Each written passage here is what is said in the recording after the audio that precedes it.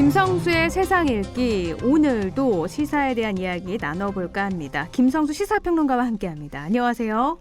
안녕하세요. 김성수입니다. 네, 이번 주 윤석열 검찰 고발 사주 의혹이 쏟아지면서 떠들썩했는데 심각한 게 하나가 터졌어요. 이재명 후보에 대한 표적 수사 의혹이죠. 이 부분 정리를 좀 해주시죠.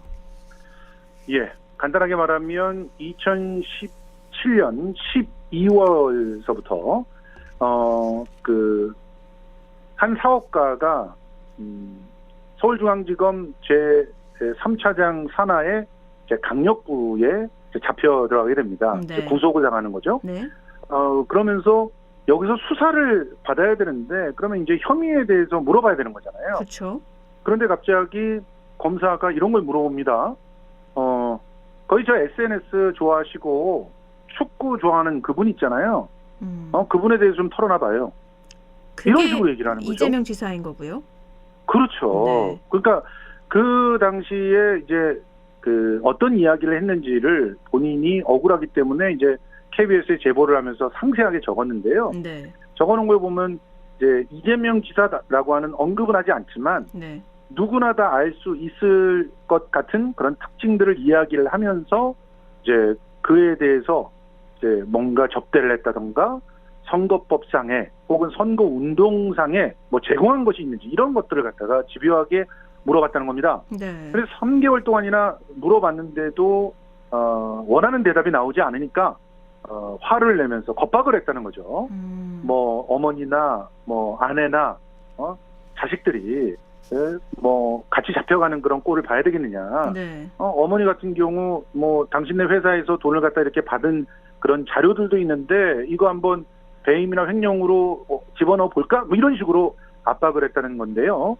이제 이 내용들이 KBS를 통해서 2번에 걸쳐 집중 보도가 되고 그리고 후속 보도도 지금 나오고 있는 상황이어서 네. 굉장히 심각한 그런 문제로 제기되고 있는 상황입니다. 근데 이게 궁금한 게요. 이게 인터넷 불법 도박 사이트 운영 혐의 등을 받아서 출신 이 사업가가 수사를 받은 거잖아요.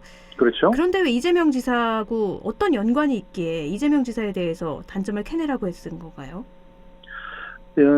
평소에 이분이 민주당 당원이었고 네. 그렇기 때문에 이제 성남에서 민주당 의원으로 나온 분을 선거운동을 하거나 이럴 때 이제 이 회사의 직원이나 이런 사람들이 가서 선거운동도 하고 그런 상황이 있었습니다. 네. 그리고 그 상황 속에서 당연히 사진을 찍거나 하면서 같이 노출이 된 그런 상황들이 많았죠. 네. 그러니까 이런 부분들을 가지고 연계점을 찾아서 얽어매기 위한 그런 노력들을 했던 건데요. 결국은 이런 일종의 조작 수사, 표적 수사 혹은 별건 수사라고 할 수 있는 이 건들에 대해서는 혐의를 특정하지 못하게 되면서 그 의도는 좌절된 겁니다. 그런데 지금 이렇게 고통을 당한 분이 심지어는 나중에 자기와 같이 감방에 있었던 사람에게까지 네. 그런 얘기를 여죄를 갖다가 이렇게 취재를 하듯이 검찰이 가서 캐묻고 그리고 10만 원을 줬다라는 그런 얘기까지 들었거든요. 네. 그래서 결국은 언론에 알려야 되겠다고 생각을 하고 이 내용을 KBS 등에 제보를 한 것이죠. 이게 보통 일이 아니잖아요. 그냥 넘어갈 일이 아니기 때문에 확실하게 사실관계가 좀 밝혀져야 될 것 같은데 한동수 검사장은 사실이 아니라고 억지 프레임을 만든다 이런 입장인 것 같은데요. 네, 한동훈 검사장이 여기 한동훈 끼어있습니다. 검사장이요. 네. 이게 참 우연인지 필연인지 모르겠지만 몇 가지 점이 굉장히 참 한명숙 전 총리의 사건과 유사합니다. 네. 우선 첫 번째, 시기가 선거를 앞두고 있는 시기입니다. 다시 말해서 2017년 12월은요, 2018년에 있는 지방선거를 앞두고 지금 이런 일들이 벌어진 거거든요. 그리고 네. 당시에 이재명 지사는 대통령 선거에서 출마를 하려고 했다가 그걸 접고 대신 경기도지사에 출마하는 걸로 가닥을 잡았고 그것이 굉장히 일찍부터 이제 나왔기 때문에 누구든지 그 경기도지사의 이재명 지사가 당시에 도전할 거라고 하는 걸 알고 있었던 상황이거든요. 네. 그때 이제 성남시장 당시에 이렇게 뭔가 연관이 있었던 것 같은 피의자를 잡아서 그 피의자를 신문하면서 별건 수사를 했다는 것이죠. 네. 그리고 두 번째, 굉장히 비슷한 것이 이 피의자에게 겁박을 하거나 압력을 가해서 이제 뭔가 허위 사실을 가져올 때 별건들을 털어가지고 그걸로 압박을 했다는 겁니다. 가령 이 그 코마트레이드 대표의 아내가 사실 회사에서 일을 하고 있었거든요. 네. 그런데 이거를 배임으로 몰겠다라고 겁박을 줬다는 거예요. 네. 아내가 일을 하고 있는 거 뭐 그렇게 할 수도 있지 않습니까? 그렇죠. 그런데 아내가 받는 월급은 이거는 배임이다. 일을 안 하면서도 한 것처럼 얼마든지 만들 수 있다. 이렇게 몰아갔다는 것이고요. 네. 어머니 같은 경우도 그 식대를 갖다 지급한 것인데 그 식대가 과다하게 지급됐다면서 역시 횡령을 씌우겠다라는 그런 주장을 했다고 하니까 이런 형태도 굉장히 비슷한 방식이라고 볼 수 있죠. 그리고 나중에 같이 그 구치소에 있던 그 사람까지 찾아가서 그 사람을 증언을 세우려고 했다는 그런 시도도 한명숙 전 총리의 2차 뇌물 사건의 그 구도하고 너무 비슷합니다. 그래서 이런 일들이 벌어질 수 있었다는 것이 어떻게 보면 검찰의 특정한 그런 정치 수사의 관행이 아니냐 이런 얘기들이 나오고 있는 것이고요. 네. 마지막으로 너무 유사하다고 보일 수 있는 게 바로 이 윤석열 서울중앙지검 산하에서 네. 한동훈 3차장 밑에서 이 일이 벌어졌다는 건데 이게 왜 문제냐면요. 한동훈 3차장 밑에서 있었던 수사부는 강력부, 그러니까 형사부 검사들이었어요. 네. 형사부 검사들은 원래 특수부나 공안부랑 달리 정치인들 수사를 하지 않습니다. 네. 그래서 지금 현재 대상이 된 사람도 일반 사장이었고요. 또 조폭이라고 하는 의심이 가는 그런 사람이었기 때문에 강력부에서 다뤘던 것인데 그러니까 이런 일반 건들을 가지고 정치인 수사로 비화시키려고 했었다라고 하는 점도 한명숙 전 총리의 사건하고 상당히 비슷한 그런 상황이죠.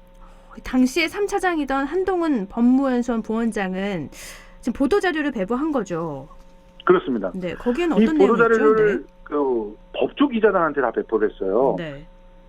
그래서 그 보도자료 안에서 이런 제기되는 의혹들을 조목조목 반박을 했습니다. 자신은 뭐 그 수사를 하거나 이럴 때 이재명 지사의 이름이 나온 적이 전혀 없다.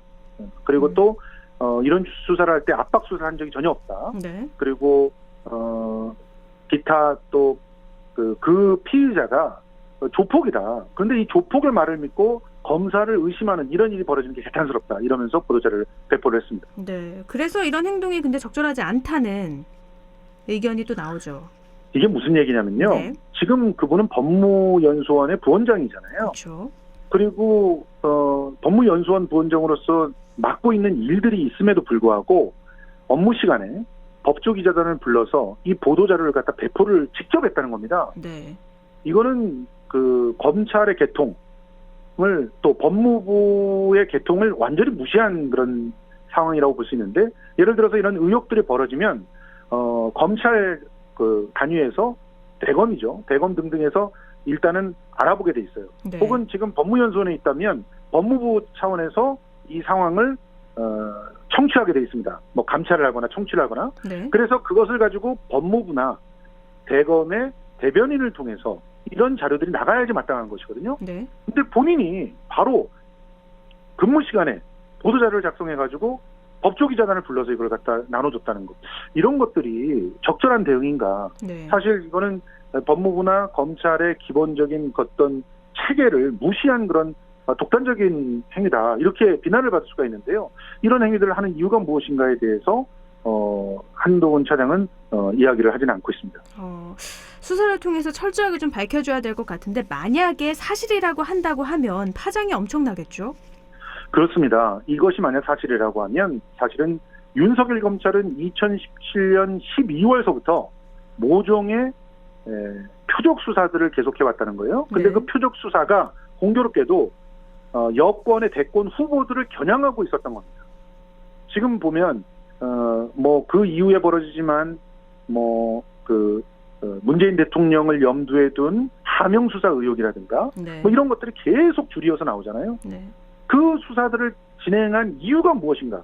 결국 윤석열 본인이 대권에 도전하기 위해서 자신이 머물러 있던 그 자리에 권력을 사유화해서 이용한 거 아니냐 이런 의혹들이 나오고 있고 이것이 만약 사실로 밝혀진다면 그것은 엄청난 범죄라고 볼 수 있거든요. 네. 뭐 공무원의 기본적인 의무를 망각하고 일탈을 한 것 정도가 아니라 실제로는 권력을 사유화해서 엄청난 그런 피해자들을 양산한 그런 범죄가 되는 것이기 때문에 이 내용에 대해서도 철저하게 지금 수사를 해야 되는 상황이 아닌가 생각을 합니다. 감찰도 이루어질 거라고 보세요? 기본적으로 감찰은 전제가 되어 있는 거라고 보는데요. 네. 실제로 이 표적 수사 의혹들이 불거지자마자 이재명 캠프에서도 그렇고요. 이재명 지사를 지지하는 시민사회 단체에서도 문제를 제기하면서 이 부분에 대해서 법무부의 감찰이 있어야 되고 네. 그리고 또 수사를 의뢰해야 된다라고 문제 제기를 했습니다. 그리고 일부 시민단체 같은 경우는 윤석열 검찰의 고발 사주 의혹과 또 이렇게 표적 수사 의혹들을 다 묶어가지고 지금 공수처에 고발을 하는 조치를 취했는데요. 사실 지금 공수처가 인원이 굉장히 부족하기 때문에 수사할 여력들이 없는 상황이에요. 네. 이런 일을 수사하고 있는 공수처가 제구실을 다하지 못하고 있을 때 과연 문재인 정부는 어떤 방식을 선택해서 이 의혹을 파헤치게 될지 또 지켜봐야 될 것 같습니다. 네, 알겠습니다. 뭐 핵폭탄급이라고도 볼 수 있을 것 같은데 의혹이 나온 만큼 철저한 수사가 이루어져야 될 것 같고요. 또 어떻게 진행이 되는지 계속해서 알아보도록 하죠. 오늘 말씀 고맙습니다. 고맙습니다. 네, 지금까지 김성수 시사평론가였습니다.